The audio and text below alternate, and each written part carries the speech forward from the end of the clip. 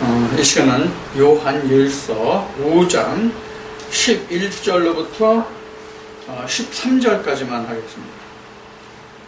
393쪽 시력이 안 좋아가지고 신약성경 393쪽 요한일서 5장 11절로부터 13절까지만 제가 봉독합니다.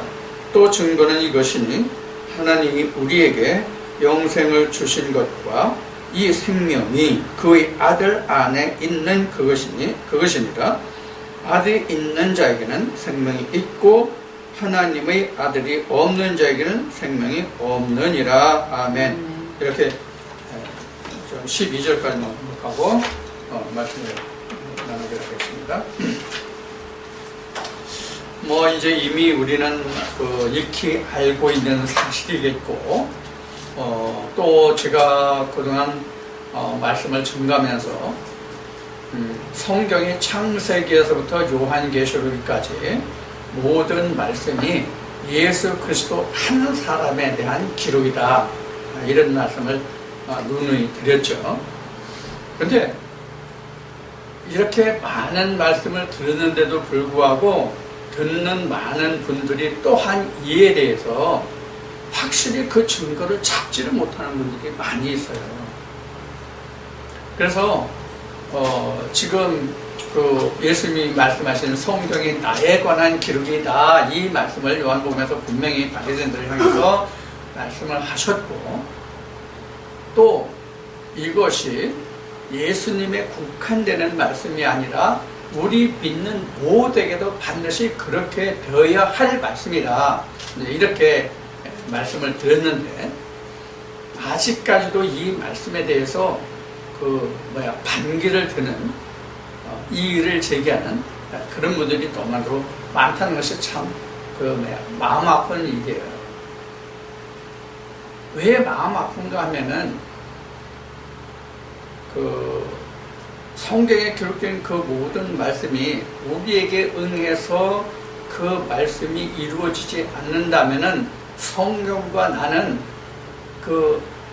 함께 하고 싶어도 함께 할 수 없는 그런 거리감이 되거든요.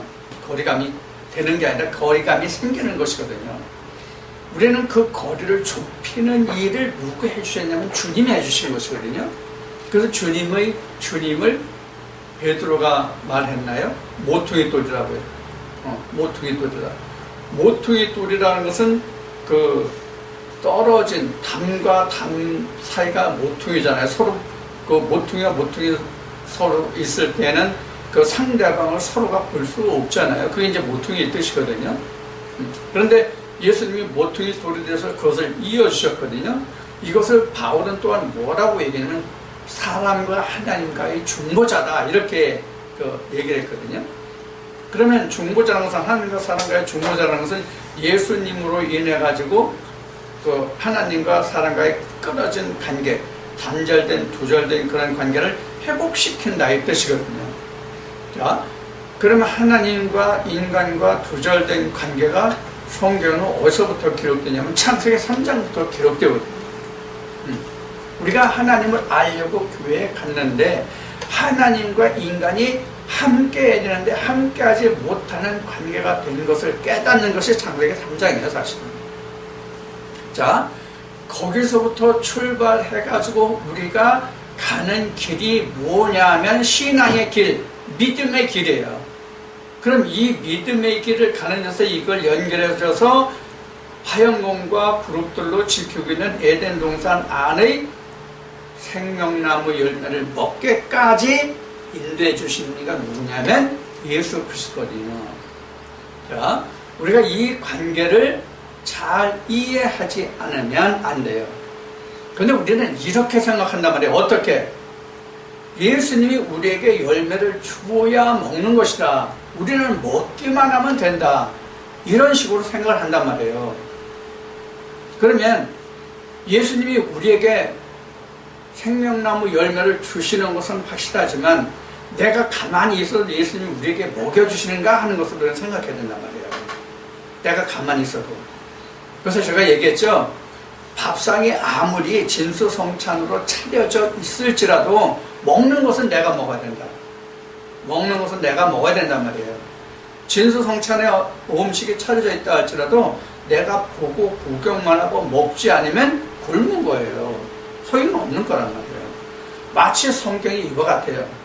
이 성경 한 권이 사실은 진수성찬이거든요. 영생을 위한 진수성찬이에요. 그런데 이제 각자 자기의 입맛과 취향대로 자기가 말씀을, 즉 진수성찬을 차려놨다 할지도 그 음식 중에서 자기 입에 맞는 것을 손에서 물론 먹겠죠. 자, 우리가 뷔페를 한번 생각해 보자고요. 뷔페. 우리는 잘못하면 그 뷔페가 부패가 돼서 썩은 음식을 먹을 수도 있는데, 뷔페 음식점에 가면은 그 음식들이 가진 그 종류들로 돼 있잖아요. 물론 이제 뷔페도 가격에 따라서 음식의 종류나 맛이 뭐 다르긴 하지만은 뭐 최고급 뷔페 음식점에 들어가서 값비싼 돈을 지불하고 음식을 먹는다고 가정을 해봅시다.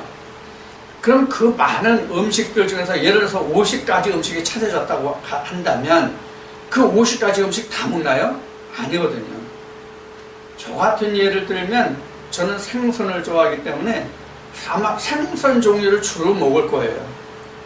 그리고 채소를 곁들여서. 자, 이와 같이 사람의 식성에 따라서 음식을 선택해서 먹는 거거든요. 다 차려져 있는 음식을 먹는 게 아니거든요. 차려진 음식을 다 먹는 것은 아니거든요. 성경도 마찬가지예요. 성경도. 근데 우리가 성경에서 증거하고 있는 모든 말씀들을, 그 말씀을 내가 예수님이 요한복음 6장에서 표현한 방식으로 말씀을 우리가 드린다면 우리는 그 말씀을 듣는 것을 먹는다라고 얘기하잖아요. 예수님이 말씀하시는 건 먹는다. 그러니까 하나님 말씀을 우리가 영생의 양식으로 요한복음 6장에서 예수님이 말씀하셨단 말이에요. 그래서 예수님이 또 말씀하시기를 너희 조상은 광야에서 만나를 먹어서 죽었는데 내가 주는 피와 살, 내가 주는 나의 피와 살을 먹으면 죽지 않고 영원히 산다. 그래서 내가 하늘로서 내려온 생명의 떡이다. 이렇게 말씀하셨단 말이에요. 그러니까 우리가 지금 이 말씀을 먹는 것은 바로 무엇이냐면 영생의 양식을 먹는 것이거든요. 그렇다고 모든 교회들이 다 영생의 양식을 줘서 영생의 양식을 먹는 것이면 좋을 텐데 성경은 그렇게 증거하고 있지 않음도 우리가 알아야 된단 말이에요. 자, 그러면 우리가 지금 어떤 말을 했어요? 하나님의 말씀을, 예수 그리스도의 피와 살을 먹는다라는 말을 했죠. 예수 그리스도의 피와 살을 먹는다를 다른 표현으로 하면 요한복음 1장 14절에 말씀이 육신을 입다예요. 말씀이 육신을 입다란 말이에요. 그런데 이것도 뭐 귀가 따갑도록 그 얘기를 했지만 이것도 그 예수에게만 국한하고 있단 말이에요. 예수에게만 국한해. 이 얘기 지금 엄청 많이 했어요. 그동안요. 최근 들어서 엄청 많이 했어요. 그렇다면 성경은 예수 그리스도에 관한 기록이 되는 것이지 나에 관한 기록은 안 된단 말이에요. 그러면 예수는 이렇게 되고 이렇게 있고 내가 지금 이 신앙길을 이렇게 쫓아가잖아요. 그러면 이게 지금 평행선이란 말이에요. 이게 평행선이란 말이에요. 이게 평행선이에요. 그럼 영원히 못 만나잖아요. 그냥 바라만 보는 성경이 예수에 대해서 이렇게 기록한 것이라면 우리는 그냥 바라만 보는 대상, 하나님과 주님도 우리를 바라만 보는 대상으로 돼서 서로 평행선을 가는 그러한 신앙이 되는 것이지 우리는 결코 여기에 접근할 수 있는 방법이 없단 말이에요. 자, 이 얘기를 다시 이야기하면 뭐냐면 우리가 모든 사람이 나라는 사람이 예수 그리스도에게 접근할 수 없다면 어떻게 돼요? 접근할 수 없다면 자, 이렇게 얘기했어요. 예수는 하나님께 대해 누구예요? 아들이죠. 아들이에요. 예수를 우리가 바라보는 대상으로만 생각한다면 믿는 각자 모든 사람의 나라는 사람이 하나님을 우리가 아버지라고 부를 수 있느냐 하는 얘기예요. 없잖아요. 나도 예수가 아들이 됐은 것 같이 우리도 하나님의 아들이 되지 않으면 하나님을 절대로 아버지라고 부를 수가 없다, 그 얘기란 말이에요. 그러면 예수님이 나와 평행선을 걷는 자가 아니라 같은 동축으로 이렇게 올라가야 된단 말이에요, 우리가. 자, 올라간다고 그랬는데 성경은 실제로 어떻게 됐어요? 내려온다고 되어 있단 말이에요, 요한계시록에는. 요한계시록 21장에 분명히 하나님의 하늘의 장막이 땅에 내려와서 사람과 함께 거한다고 되어 있단 말이에요. 그러면 이게 하나님이잖아요. 이 하나님이 바로 뭐냐면 요한복음 1장 14절에 말씀이 육신을 입음이란 말이에요. 자, 그래서 사도 요한은 요한복음도 사도 요한이 기록했고 요한 1, 2, 3서도 사도 요한이 기록했고 요한계시록도 사도 요한이 기록했잖아요. 그러면 한 사람이 기록한 말씀이기 때문에 이 모든 말씀이 하나님의 그 이름을 빌어서 하나님의 사도가 되어서 보냄을 받아서 기록한 모든 말씀이 비록 한 사람이 기록한 말씀이 아니라도 다 서로 그 유무상통하는 그런 연결되는 말씀이 되잖아요. 그런데 하물며 한 사람이 기록한 그 말씀에는 더욱더 서로 연결성이 더욱더 끈끈한 고리가 연결고리가 맺어져 있다고 봐야 되잖아요. 자, 그렇다면 지금 요한 1서도 사도 요한이 썼고 요한복음도 사도 요한이 썼어요. 그럼 지금 요한 1서 5장 11절에서 봉독한 말씀같이 아들이 있는 자라는 언급이 나오잖아요. 다시 봅시다. 11절. 또 증거는 이것이니 하나님이 우리에게 영생을 주신 것과 이 생명이 그의 아들 안에 있는 그것이라 그랬어요. 자, 하나님이 이 증거에 대해서를 보면 하나님이 우리에게 뭘 주셨어? 하나님 우리에게 뭘 주셨어요? 영생을 주셨어요. 자, 이걸 다시 정리합시다. 요한 1서 다시 가서 정리합시다. 자, 하나님이 우리에게 무엇을 주냐면 영생을 주셨는데 영생은 어디 들어있어요? 예수 안에 있다, 그런 얘기란 말이에요. 예수 안에 있다는 얘기예요. 자, 하나님이 우리에게 영생을 주셨는데 그 영생은 예수 안에 있다, 이렇게 지금 11절에 지금 증거하고 있는 거예요. 자, 그 다음에는 아들이 있는 자에게, 아들 예수죠? 아들 있는 자에게는 뭐가 있다고 그랬어요? 생명이 있다고 그랬어요. 아들 있는 자에겐 생명이 있다고 그랬어요. 자, 그러면 이 아들 예수가 있는 자라고 그랬으니까 각자에게 예수가 있는 자, 그 아들이 있는 자잖아요. 그렇죠? 그 자에게 생명이 있다는 얘기잖아요.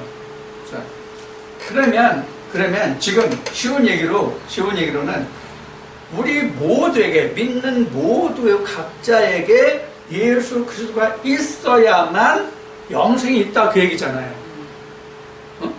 그러면 우리가 앞에 얘기했던 것 같이, 자, 예수는 이와 같은 길을 가고 나는 지금 아랫길을 가요. 자, 이렇게 예수가 내 안에, 내가 예수 안에 있다는 얘기가 지금 이와 똑같은 얘기죠. 이게 요한복음 14장 20절로 같은 얘기란 말이에요. 그러면 예수가 바라보는 존재고 예수도 나를 바라보는 그런 상태로 있다면 이 말씀에 응할 수가 있어요? 안 되잖아요. 자, 그러면 요한복음 14장 20절이나 요한 1서 5장 11절 12절에 기록된 이 말씀을 함께 놓고 보면, 내가 요한복음 1장 14절 이제 지워졌는데 요한복음 1장 14절 같이 말씀이 육신을 입지 않으면 어떻게 예수 그리스도가 내 안에 있을 수 있냐고. 말씀이 육신을 입지 않으면 어떻게 하나님이 주가 내 안에 있을 수 있냐고요. 요한복음 14장 20절 뭐예요?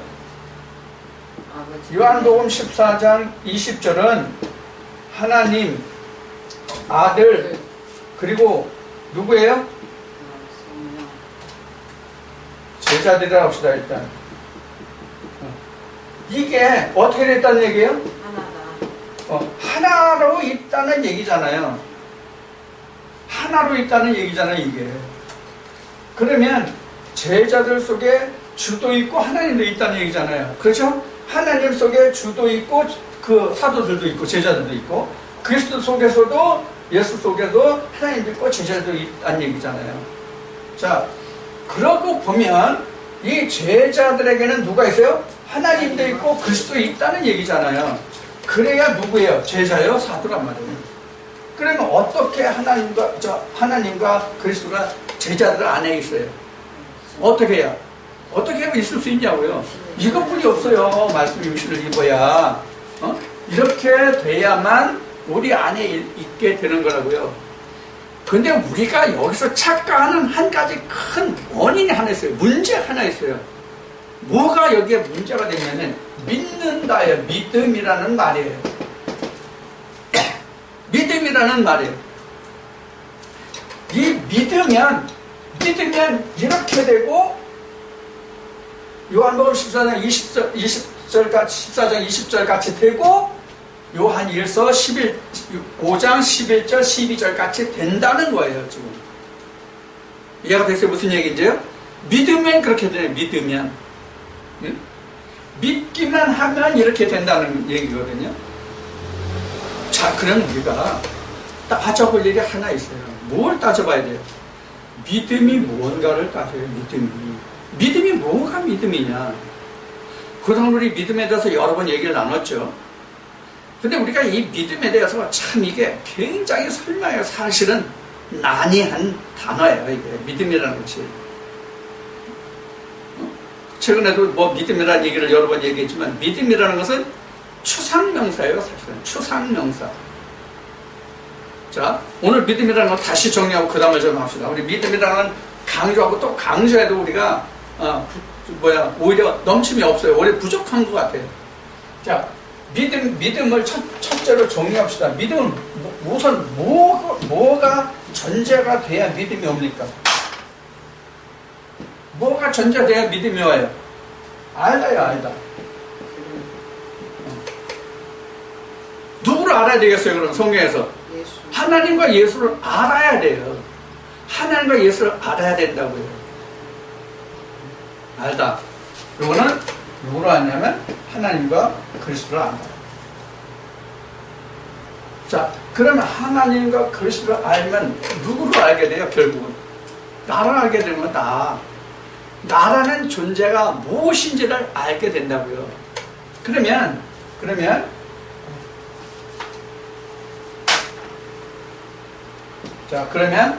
나를 알면 뭐를 알게 되는 거예요? 나를 알면. 이렇게 해서 나를 알면 뭐를 알게 되는 거예요?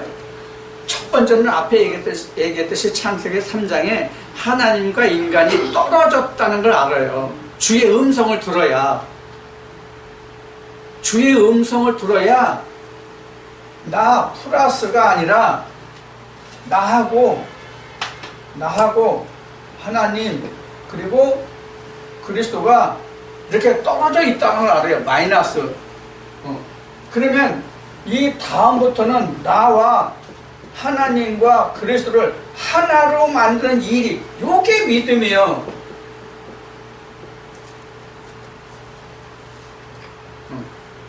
하나님과 그리스도와 나와 하나로 연합되는 게 믿음이란 말이에요. 자, 이렇게 되면 뭐예요? 이게 요한일서 5장 11절 12절 요한복음 14장 20절 이렇게 된단 말이에요. 이렇게 돼야만 이것을 간단히 말하면 요한복음 1장 14절이란 말이에요. 자, 요게 이제 믿음이에요. 자, 요게 이제 여러 말로 표현할 수도 있지만 일단 이게 믿음이에요. 그런데 로마서 10장 17절 말씀을 보면 좀 씌웁시다. 로마서 10장 17절 말씀은 믿음은 들음이고 들음은 그리스도예요. 그리스도부터 들어야 믿음이 생긴다 그런 얘기. 믿음이 생긴다 그런 얘기예요. 믿음이 온다 생긴다. 자, 그러면 지금 오늘날 그리스도가 있어요? 오늘날 우리에게 그리스도 있어요? 주가 있어요?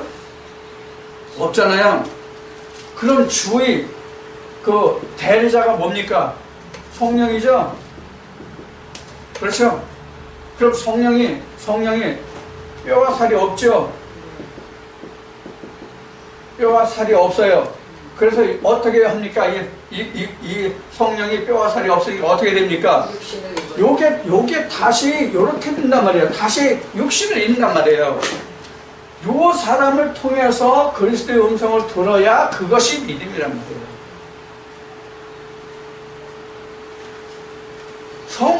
성령이 육신을 입지 않은 것으로 들으면 믿음이 아니에요. 그거는. 그럼 뭐예요? 전부 다 상상. 이거를 다시 얘기하면 가상임신이에요. 왜 가상임신이죠? 성령이 없는 것이기 때문에 가상임신이에요. 성령은 바로 뭐냐면 씨예요. 예수니까 성령은 씨란 말이에요. 예수니까 내 얘기 아니에요. 요한복음 분명히 그렇게 돼 있어요. 하나님이 내 이름으로 보내실 성령이잖아요. 그러니까 주의 이름으로 오는 성령이라고. 그러니까 주란 말이에요. 주. 뼈와 살이 있던 예수에서 뼈와 살이 없는 예수로 오는 게 성령이란 말이에요. 그 성령을 다시 뼈와 살로 입고 그 음성을 들어야만 믿음이 오는데, 그렇지 않으면 믿음이 아니다. 왜? 그것은 씨가 없기 때문에 가상임신이다. 상상임신이다. 그냥 자기 생각에, 자기 마음에, 나 교회 다니고 말씀 듣고 내가 믿는다 그러고 신했으니까 주가 내 안에 있어, 믿음이 내 안에 있어, 주의 거룩이, 주의 영광이, 하나님의 거룩과 영광이 내 안에 있어. 그러니까 내가 죽는 날 내가 하나님께 천국 갈 거야. 이렇게 생각한단 말이에요. 자, 그래서 지난주에도 잠깐 나는 히브리 말씀을 하나 더 얘기했는데 11장 1절이라고 했던가요? 믿음은 뭐에 보이는 보이지 않는 뭐에 그 말씀을 했죠? 나 성경을 본 적이 없어가지고 뭔지 잘 몰라. 여러분들이 찾아서 말하세요. 보세요. 히브리 11장 1절. 믿음이 뭐냐 하는 게 나오죠? 믿음이 뭐냐 하는 게 히브리 11장 1절 나온단 말이에요. 자, 이와 같은 과정을 거쳐서 우리가 말씀이 육신을 입어야 내가 뭐가 되는 거예요? 아들이 있는 자가 되는 거예요. 아들이 있는 자. 자, 그러면 아들이 있는 자라는 것은 내가 무엇으로 지어졌다는 거예요? 그리스도 형상으로 지어졌다는 얘기예요. 그리스도 형상.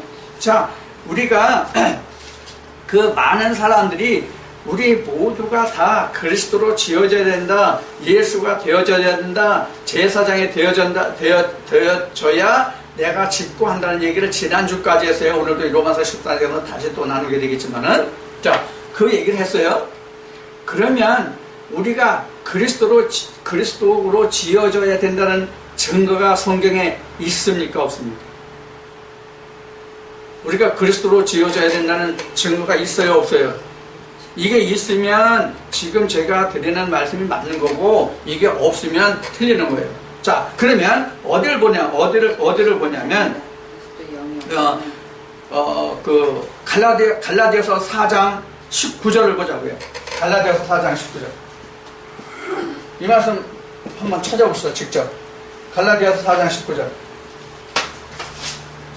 이거는 바울이 그 갈라디아 교회에 쓴 편지죠. 갈라디아서 4장 19절 한번 찾아봅시다. 찾았으면 한번 읽어보시기 바랍니다. 찾은 분이 먼저 찾은 분이 뭐라고 써있어요? 못 찾았어요 아직? 4장 19절이요? 네. 좋은 일에 대하여 열심으로 사모함을 받으면 내가 너희를 이거 아닌데요? 갈라디아서 4장 19절. 네. 너희 속에 그리스도 형상이 이루기까지 다시 너희를 위하여 해산의 수고를 한다는 말씀이 갈라디아서 4장 19절 아닌가요? 아, 맞네. 19절이네. 네, 응? 맞아요. 갈라디아 4장 19절 아니에요? 맞아요. 뭘 봤어요 그러면? 18절을 봤어. 아이 왜 그러신데요? 한번 다시 한번 보면은 거기 보면은 그 분명히 그렇게 나왔죠? 네. 네, 갈라디아서 4장 19절 말씀을 보면은 나의 자녀들아 너희 속에 그리스도의 형상이 이르기까지 다시 너희를 위하여 해산하는 수고를 한다 이렇게 되어 있어요. 자, 그리스도의 형상이 우리 안에서 이루어지기까지 사도 바울이 고생한다는 얘기거든요. 그래서 고린도후서 11장 2절에서는 너희가 하나님의 그리스도의 신부다. 내가 너에게 중매를 한다.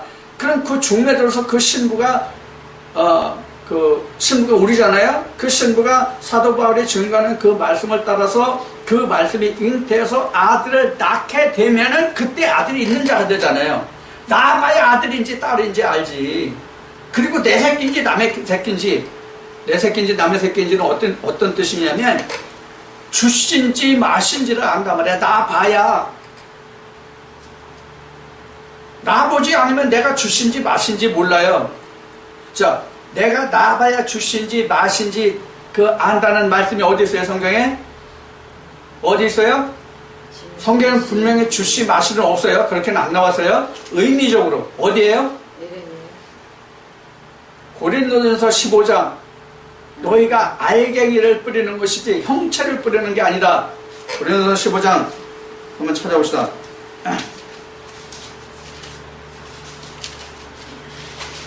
고린도전서 15장 그 35절로부터 읽어보면 나와요. 그래서 저기 뭐야 알갱이라는 말은 37절에 나오는데 고전 15장 37절에 보면 고린도서 37장에 보면 너희가 알갱이를 뿌리는 것이 형체를 뿌리는 것이 아니다 그 얘기예요.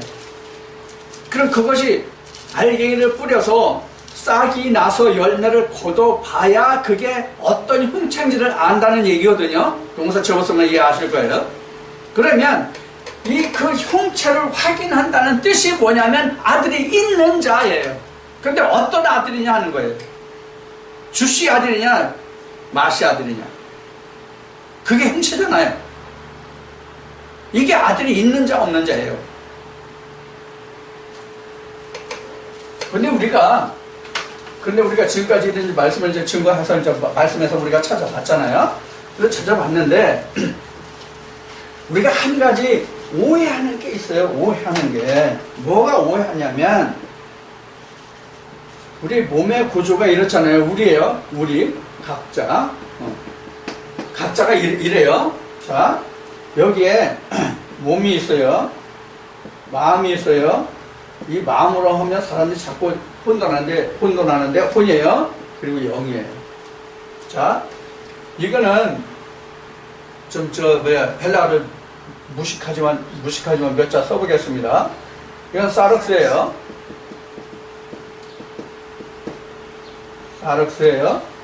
여기는 소마예요. 여기는 피우니마예요. 자, 우리가 요한복음 1장 14절 말씀 육신 입는 거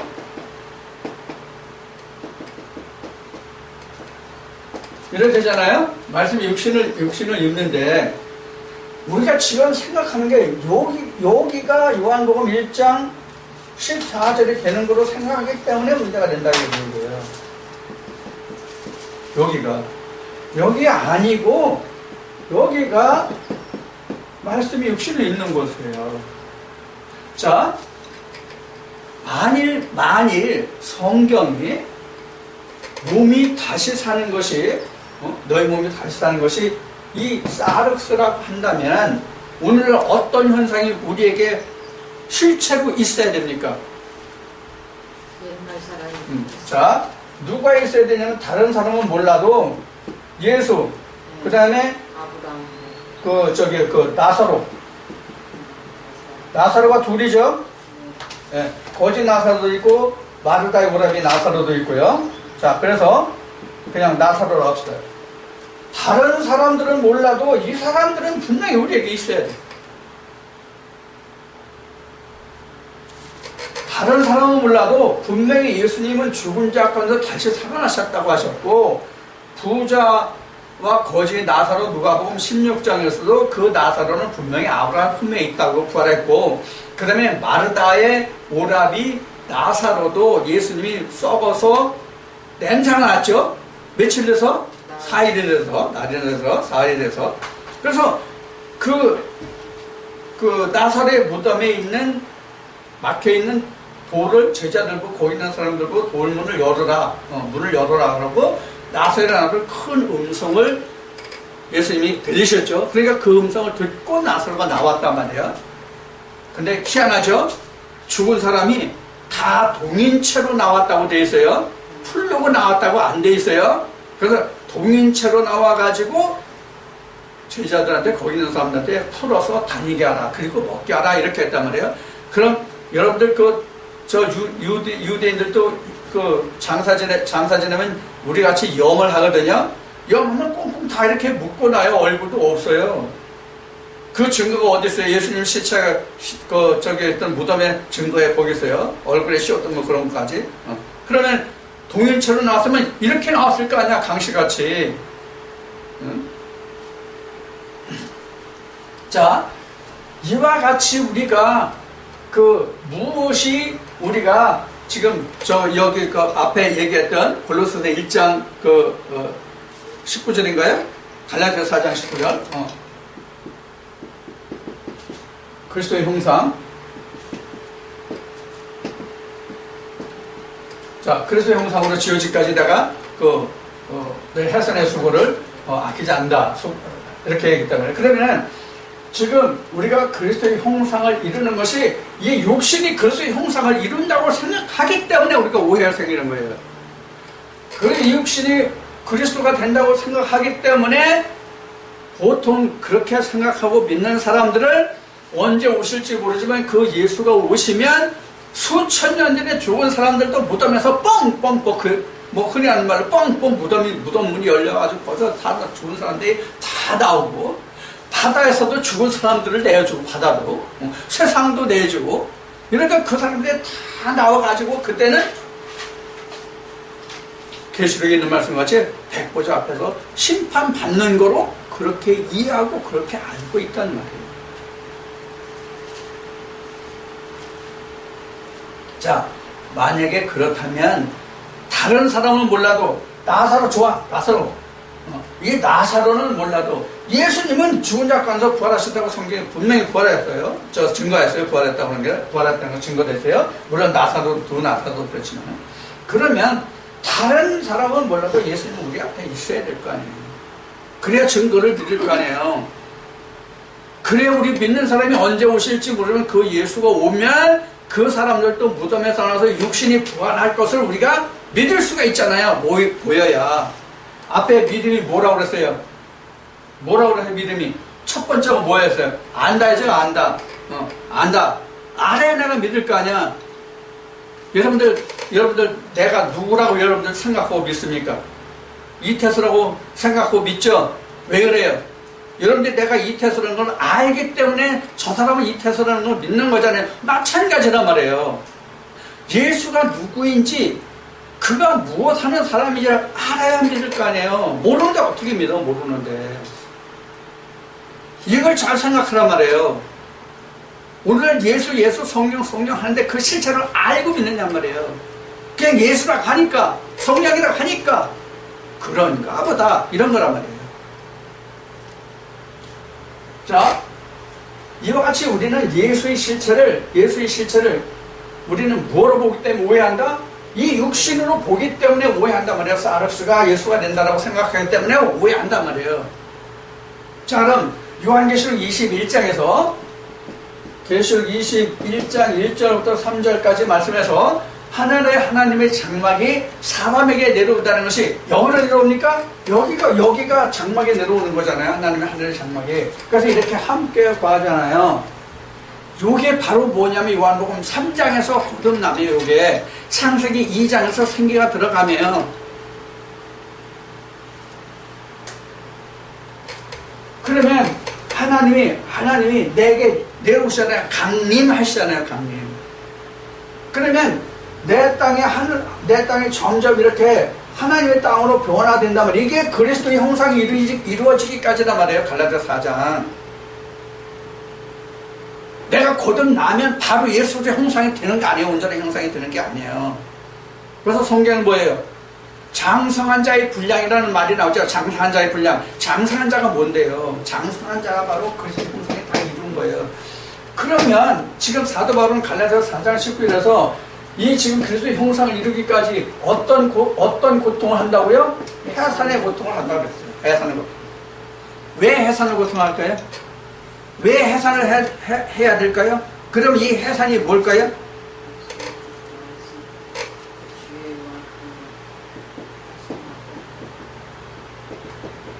디모데전서 2장 15절 한번 보세요. 디모데전서 2장 15절을 보면 여자가 정절을 지켜 해산함으로 구원이 된다는 말이 있어요. 자, 그럼 정절을 지킨다는 게 뭐예요? 여자가 정절을 지킨다는 게 뭐예요? 아무 남자를 만나지 않는다는 뜻이 정절을 지킨다예요. 원래 우리가 사전적인 우리 세상 살아가는 의미로 보면. 그럼 이게 뭐예요? 이게 바로 다른 남자를 만나지 않는다는 뜻이 바로 해산이라는 얘기거든요. 그럼 다른 남자가 뭐예요? 마씨를 만나지 않는 거. 하나님의 교훈이 아닌 그런 교회나 말씀을 듣지 않는 것이 여자가 정절을 지키는 거예요. 여자는 고린도후서 11장 지워졌나? 고린도후서 11장 2절에서 여자는 뭔지 얘기했어요. 마태복음 25장에서 슬기로운 처녀와 미련한 처녀도 말씀이 그 말씀이에요. 자, 그러면 우리가 이 지금 증거된 말씀과 같이 우리가 해산을 먼저 해야 돼요. 왜 해산을 먼저 해야 돼요? 호세아 10장에 나온 말씀같이 또 이사야 28장에 나온 말씀같이 우리는 그동안 악을 밭가서 악의 열매를 먹었거든요. 그걸 먼저 해산해야 된단 말이에요. 그걸 먼저. 응? 내가 현재 악의 모든 근원을 해산하지 않고는 주시가 하나님의 말씀이 내 안에서 잉태될 수가 없단 말이에요. 하나님의 말씀이. 절대로 하나님의 말씀이 내 안에서 잉태될 수 없단 말이에요. 그래서 우리는 먼저 해산해야 하기 때문에 창세기 3장 15절에서 하나님이 우리에게 어떤 고통을 주셨냐면 잉태의 고통을 주신 거란 말이에요. 먼저 악을 해산해야 되기 때문에. 그럼 먼저 악을 해산되는 근거가 어디 있어요? 창세기 3장이에요. 생명나무를 먹지 못한 결과로 인해서 우리가 먼저 그 해산을 해야만 내가 살고 잉태할 수 있거든요. 그러니까 우리에게는 먼저 해산이 오고 그 다음에 잉태가 오기 때문에 우리가 잉태의 고통이 어렵다는 거예요. 왜? 그동안 내가 주씨의 음성을 안 들었잖아요. 마씨의 음성은 들었어도 근데 나부터도 참 그 사람 마음이 이상하더라고. 주씨의 음성보다는 마씨의 음성이 그렇게 내 마음에 솔깃해. 왜 그런지 모르겠어. 아주 그냥 주씨의 음성은 별로 흠말 만한 것도 없고 아름다운 모습도 없고 시커멓고 그런데 별로 빛이 없어 보인다 그런 얘기가. 시커멓다가 진짜 옛날에 코미디가 시커먼서 그거 아니고 그런데 마씨들이 들려주는 음성은 정말로 귀에 솔깃해. 마음에 쏙 들어와. 당신이 이렇게만 복받아. 아이고 오늘 당신 왜 이렇게 이뻐. 아이고 너무 잘해. 당신 같으면 천국하고도 남을 거야. 그냥 엉덩이가 어떻게 들썩들썩한지 그냥 오늘은 그냥 이게 그냥 팔이 아니라 사람 팔이 아니라 그냥 잠자리 날개를 단 것 같아. 그냥 사뿐사뿐 하늘을 나는 것 같은 그런 기분이야. 그런 말들. 그런데 하나님의 말씀은 그렇지 않거든요. 정말 성령의 구해드리는 말씀은요, 정말 얼른 그 아가서 나온 말씀같이 흠말만한 것도 없고 아름다운 모습이 없어요. 게다라 여성같이 얼굴이 금어 그냥 장막에서 살아가지고 맨날 떼약볕에 그냥 양치기 해가지고 그렇게 시커멓게 끓었어. 볼품이 없어. 자, 좀 옆으로 좀 슬그머니 좀 빠졌습니다만 다시 돌아오면 이와 같이 우리가 지금 우리 인간들이 우리 현재 믿는 사람들이 기독교인들이 그리스도가 돼야 된다, 예수가 된다 하면 그냥 눈에 쌍심지를 그렇게 다른 일에도 그렇게 쌍심지를 좀 켜고 확실하게 좀 살펴봤으면 얼마나 좋겠어. 근데 좋은 쪽으로 쌍심지를 켜면 좋은데 아닌 쪽으로 쌍심지를 켜니까 이게 문제란 말이에요. 자, 그래서 우리가 바울이 지금 갈라디아 4장에서 증거한 것이 우리가 그리스도의 형상을 믿기까지는 먼저 뭐가 있어야 되냐면 해산의 고통이 있어야 예수 그리스도의 잉태가 올 수 있다는 거예요. 그만큼 우리가 잉태가 어려운 게 이미 자리 잡고 있는 본 족속이 있기 때문에 그래요. 그래서 하나님이 이미 가나안 땅을 어떻게 약속하셨어요? 공짜로 가나안 땅 주겠다고 약속 안 하셨단 말이에요. 먼저 강한 족속을 압박하고 그들을 멸해야만 너희가 가나안 땅을 유업으로 받을 수 있을 것이라는 걸 이미 언급하셨잖아요. 이게 바로 해산의 고통이에요. 이게 해산의 고통이란 말이에요. 응? 먼저 자리 잡고 있는 가나안의 본토 그 족속을 다 멸해야만 하나님의 씨가 들어올 수 있단 말이에요. 예를 들어 말합시다. 예를 들어서 우리 인간적으로 얘기해 보자고요. 내가 연애를 하는데 성씨가 뭐 김이 박 뭐 최순이래 우리나라 그 성씨가요. 그래서 내가 김씨 중에서 내가 여자가 있어서 김씨와 내가 사랑에 빠졌어요. 그러니까 김씨하고 사랑에 빠졌는데 김씨를 사랑했는데 그 사랑하면서 알아가다 보니까 처음에는 참 좋은 점만 보였는데 긴 것만 보였는데 시간이 지나니까 짧은 것도 보여. 짧은 게 뭔지 모르겠는데 사람들 그렇게 얘기하더라고요.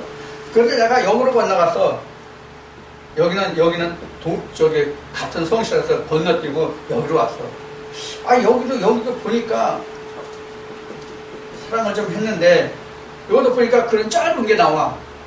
그래서 다시 여기로 옮겼어. 그러다 보니까 여기는 긴 것만 있어. 여기는 기차는 길어. 그래서 긴 것만 있어.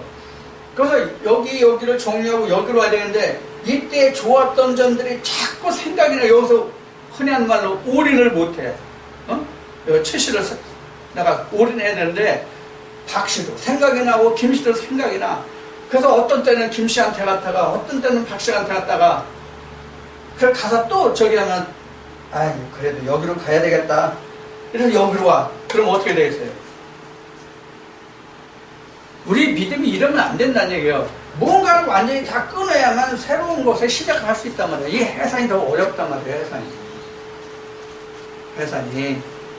그래서 바울은 갈라디아 4장에서 해산의 고통을 한다. 뭐 하기까지? 그리스도의 형상에 이르기까지. 그러면 지금 갈라디아 4장에서 그리스도의 형상에 이르기까지 해산의 고통을 하는 건 누가 했어요? 바울이 하는 거예요. 바울이 하는데 그 다음에 해산의 고통은 누가 해야 돼? 그 다음에 그 말씀을 받는 사람들이 해야 돼. 그 다음은 이 말씀을 받는 사람들이 자기 땅에 마씨를 제하고 주씨가 잉태하도록 하는 작업은 본인이 해야 되거든요. 이게 누가복음인가? 누가복음 13장에 보면은 포도원에 무화과 나무를 심었는데 열매를 안 맺어. 몇 년 동안? 3년 동안. 그래서 주인이 와서 찍어버린다고 하니까 포도원지기가 뭐라고 그랬어요? 한 해만 참아달라고 그러죠. 지금 여러분들 다 지금 한 해에 속한 사람들이에요. 지금 이 한 해 동안에 내가 모든 악을 제하고 주씨를 잉태해야 된다고. 주씨를 잉태하기만 하면 끝나요? 아니에요. 요한일서를 그래서 하는 거예요. 요한일서 5장에 아들이 나오기까지 그 형상을 확인하기까지 해야 된단 말이에요. 그 형상을 확인하기까지가 뭐예요? 이게 앞에 얘기했어요. 아들은 아들인데 이것이 주씨 아들인지 마씨 아들인지 내가 확인해 봐야 된다고 그래요. 왜? 지금은 알갱이 뿌리는 거니까.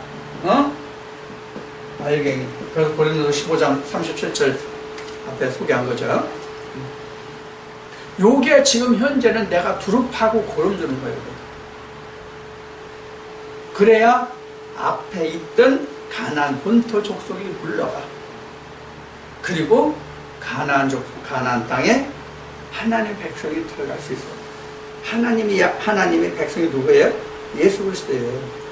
말씀이요. 말씀이 자리 잡을 수 있다는 얘기예요. 우리가 이런 과정을 거치지 않으면 그냥 앞에 얘기했듯이 우리 믿음이 실상이 아니라 더 허상해요. 실상이 아니라 허상이라고요. 있는 것 같은데 없는 거, 이게 허상이잖아요. 그래서 고린도서 13장에는 거울이 나온 거예요. 거울. 우리는 거울을 과감히 깨야 돼요. 거울을 깼다는 것이 그 모세로 보면은 반석을 깨야 물이 나온다는 거고 똑같은 이치예요. 그러면 현재 오늘날 기독교에서 깰 거울이 뭐라고 생각이 됩니까, 여러분은? 오늘날 기독교에서 깰 거울이 뭐라고 생각하십니까? 비단 오늘날만 그런 건 아니에요. 거울이에요. 우리가 지금 교회를 안 다니던 분이 여기 오신 분 있어요? 다른 게 한 번도 나간 경험이 없는데 여기로 오신 분이 있냐고? 없어요. 다른 교회에 나가시지 않았던 분들은 이 말이 옳은지 저 말이 옳은지 전혀 분간 못합니다. 전혀 분간 못해요. 왜 분간 못할까요? 그 언어를 내가 한 번도 들어본 적이 없고 사용해 본 적이 없기 때문에 분간을 못해요. 한 번도 안 들어봤으면. 듣고 들었기 때문에 여러분들이 지금 이 자리에 있을 수 있는 거예요. 이 얘기는 뭘 얘기했냐면 이미 그동안 걸어온 발자취가 앞에 내가 뭐 김씨, 이씨, 박씨, 최씨 이거 사랑한다는 얘기를 했던 것 같이 바로 이런 거예요. 이런 교회를 다녔다는 얘기예요. 이게 성경적으로 얘기하면 뭐예요? 이게 전 남편이에요. 이게. 바울이 얘기한 로마서 7장 1절부터 얘기한 이게 전 남편이에요. 이 남편이 죽어야 돼요. 이 남편이 죽어야 내가 새로운 남편에게 갈 수 있단 말이에요. 그 사람 온전히 사랑할 수 있단 말이에요. 살아있으면 안 된단 말이에요. 지금 죽었다는 뜻이 바로 뭐냐면 해산이에요. 갈라디아 4장에서 바울이 얘기하는 해산이에요. 그게 끝나지 않으면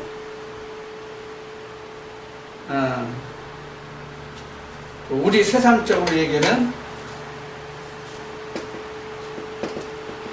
혼혈이 되겠죠. 뭐가 혼혈이에요?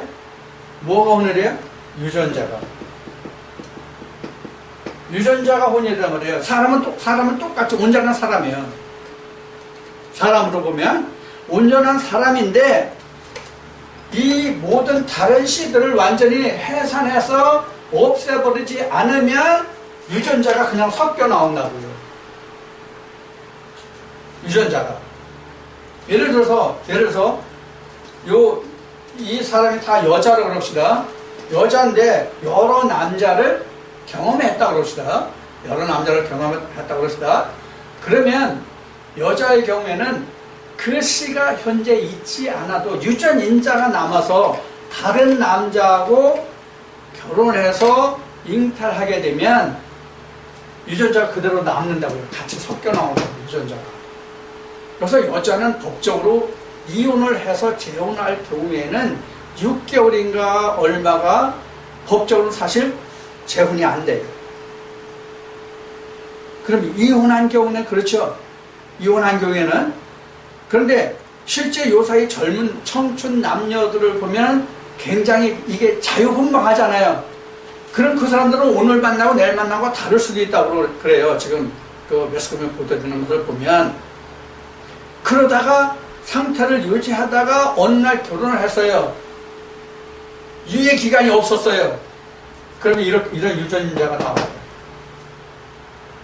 다른 정자로 임신을 해도. 이게 성경적이에요, 이게요. 사람만 그런 게 아니에요. 그래서 우리는 온전히 다 해산을 해야 된단 말이에요. 지금 바울이 그 얘기예요. 우리가 지금 그 작업을 먼저 하지 않으면 하나님의 말씀이 내 안에서 온전히 자리 잡지 못해요. 그리고 또 심었다고 해서 그것이 온전한 것이 아니에요. 그 아들을 낳아서 그 형체를 내가 확인해 봐야 된다고요. 그렇지 않으면 나의 믿음은 온전한 믿음인지 아닌지를 내가 알 수가 없습니다. 근데 이런 확실한 성경의 증거가 있음에도 불구하고 우리가 하나님의 아들이 된다는 것에 대해서 사람이 감히 우리 죄인이 어떻게 이런 쌍심지를 켜는 사람들이 많단 말이에요. 성경은 분명히 이렇게 증거하고 있는데도 불구하고 그러면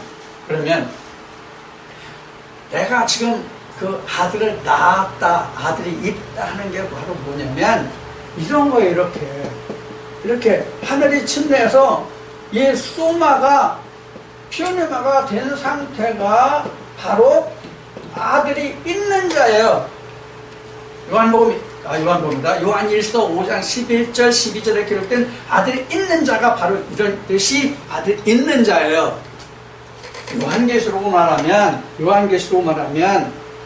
성소와 지성소가 하나로 된 거, 이게 아들이 있는 자예요.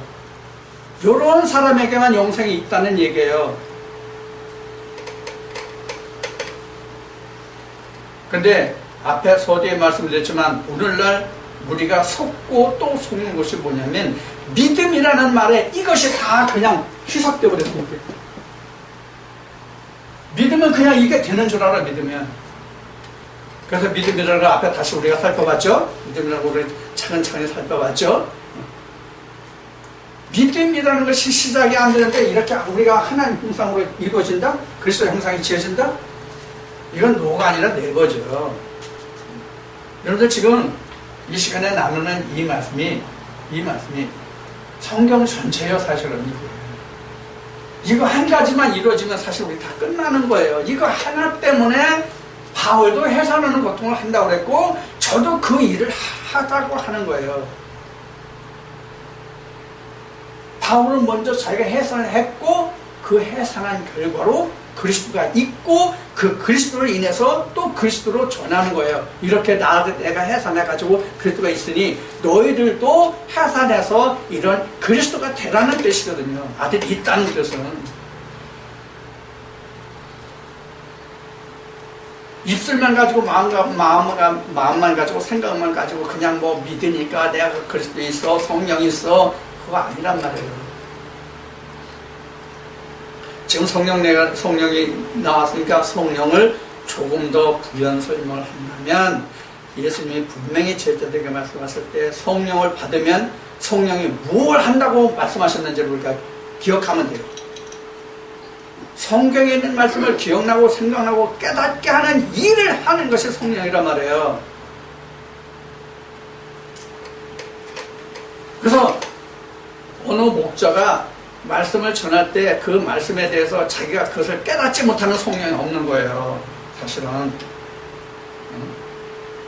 어떤 말씀을 전할 때 깨닫지 못하는 성령이 없는 거예요? 성령이 교회들에게 하시는 음성을 들을 때에 깨닫지 못하면, 쉬운 얘기로 우리 믿는 사람들, 현재 기독교인들이 그리스도가 되어야 한다는 말을 그렇게 들려줘도 깨닫지 못하면 율법이 성경에 폐해졌다고 말하는데 율법이 폐해진 것이 어떤 사람에게 율법이 폐해진 것인지를 그렇게 들려줘도 모르면 성령이 없는 자예요. 성령이 있으면 다 그걸 깨달아요. 그래서 우리는 로마서 10장 17절 이제 지금 지워졌지만은 그 말씀에 있는 것 같이 예수님의 음성을 듣지 않으면 우리는 아들을 결코 해산을 할 수 없기 때문에 아들을 잉태할 수 없고, 잉태하지 못하면 아들을 낳을 수가 없어요. 아들을 낳을 수가 없으면 아들이 없는 거잖아요. 그럼 구원이 없는 거라는 거예요. 분명히 사도 요한은 아들이 있는 자에게 생명이 있고 구원이 있다고 말하고 있거든요. 그럼 아들 없으면 구원이 없고 생명이 없는 거죠. 분명하잖아요. 내 말이 아니라 성경이 그걸 증거하고 있으니까. 이거를 굳이 성경 하나님 말씀이 아니라 이거 사도 요한이 한 말이지 그게 하나님 말씀이냐 이러면 할 말이 없어요. 그럼 성경이 다 부인되는 거니까. 이와 같이 성경은 히브리 11장 1절에서 말했던 것 같이 우리는 보이지 않는 실상이 내게 있는 것이 그 자체가 믿음이에요. 그럼 보이지 않는 실상이 뭐예요? 보이지 않는 실상이 예수예요. 그 예수가 내게 있어야 영생이 있단 말이에요. 그것을 여러분들은 다 가지시라. 사도 요한이 증거한, 요한일서에 증거한 것이. 그렇게 해야만 우리가 온전한 믿음이고 내가 살아있는 믿음이다. 그것이 아닌 것은 다 짜가 포커스다. 자, 이 시간 첫 시간 나눈 이 말씀이 여러분들에게 오늘 하늘나라에 가는 여러분 또 하나님의 아들이 있는 자가 되는 그런 생명의 말씀이 되기를 축원합니다.